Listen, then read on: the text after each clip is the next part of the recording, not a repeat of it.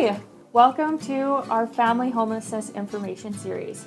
This week's topic is on social inclusion and the importance it has in the homeless serving sector and with families experiencing homelessness. I'm here with Abe Brown, our Executive Director.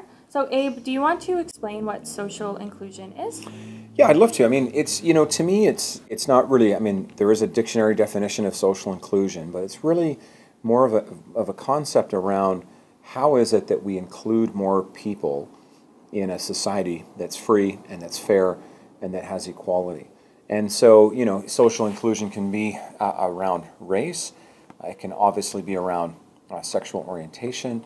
It can be around mental health issues. It can be around different sort of physical health issues where somebody who's disabled physically, maybe in a wheelchair, might not be included because a facility isn't designed properly.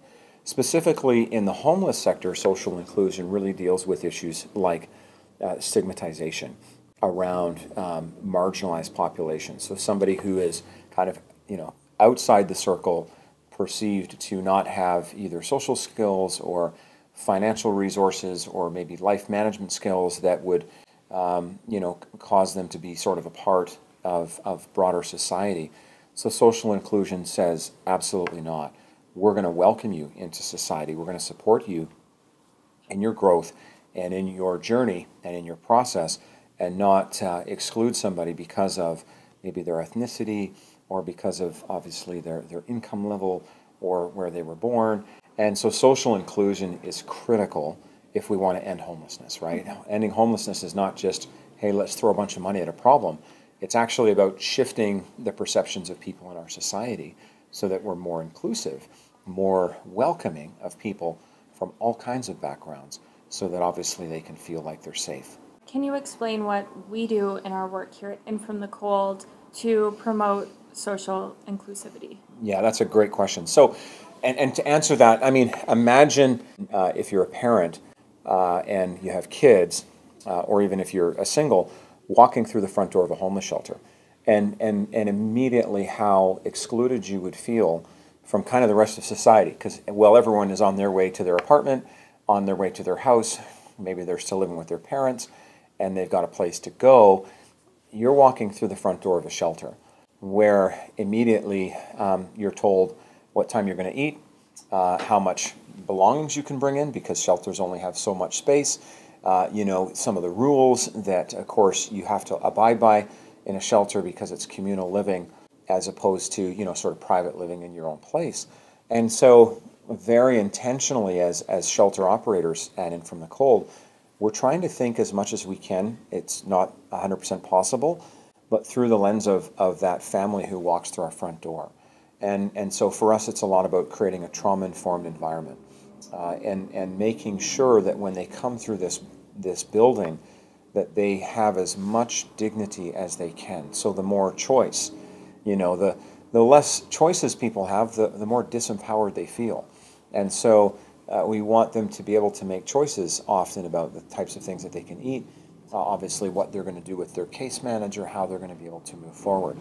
I think another major initiative for us is with our early childhood development program and our youth program, getting our children involved in activities. So we'll often go on trips to the zoo, or sometimes we'll take kids to a gym and play some dodgeball or some volleyball for a couple hours, or take our kids to a theater and they can watch a movie. Why? Because that's the stuff that kind of average kids get to do in our society. And imagine being that child coming home from school to a homeless shelter, like just how different you would feel from everyone else. And of course, it's through no fault of your own because you're just a child.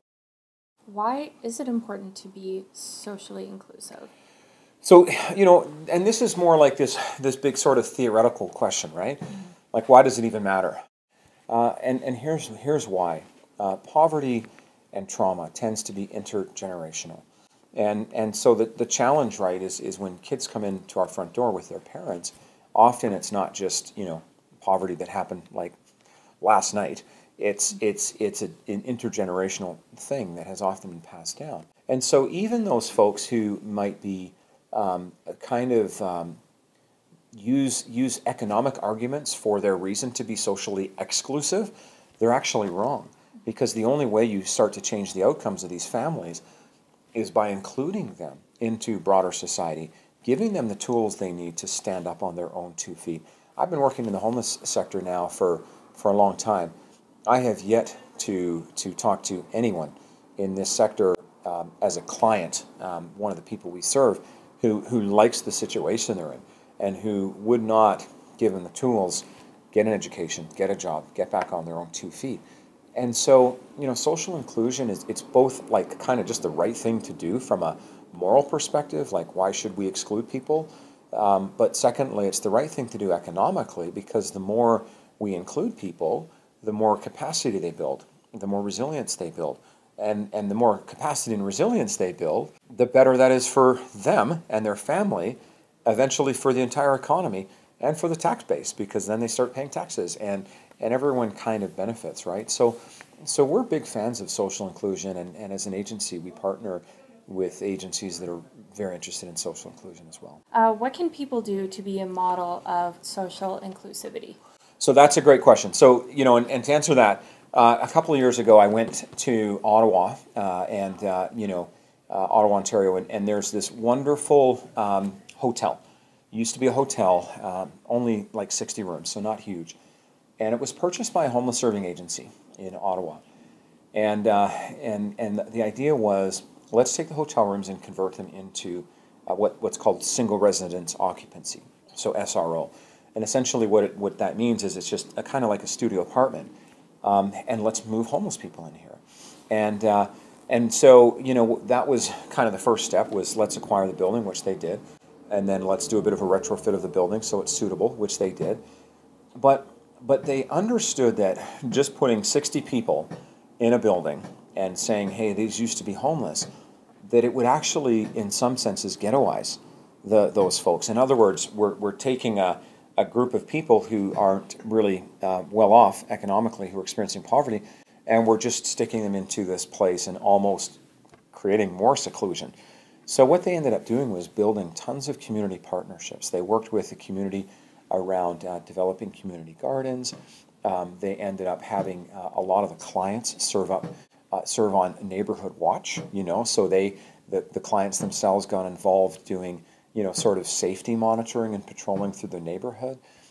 They ended up having people from the community come into the building, teaching the clients how to do art programs, often do musical programs. They did all kinds of life skills training and sort of created this relationship where it wasn't just one way. I think for somebody who's recovering from homelessness, if I can use that term, they've got something to give, and they don't just want to take. They want to be able to give back. And the model here was, let's build community. Let's have birthday parties together. Let's do art together. Let's keep our neighborhood safe together. Let's be inclusive. And so I think if the question was, what can we do to be more socially inclusive, it's when these projects come to our neighborhood, in Calgary, in Edmonton, right across Canada. Let's, as community members, get involved. Let's look at our creativity. I mean, some of you who are watching, you might be artists, you might have musical talent, you might have the ability to do financial planning with vulnerable people. So getting involved with them and supporting them, giving back. The other thing is, join your community association. And so I think, the more community associations can be filled with people who are inclusive and be a voice. And absolutely, we always need to balance the safety concern of a community. I have children myself, so we want to be safe, but I don't think the way to do that is to keep homeless people trapped in shelter.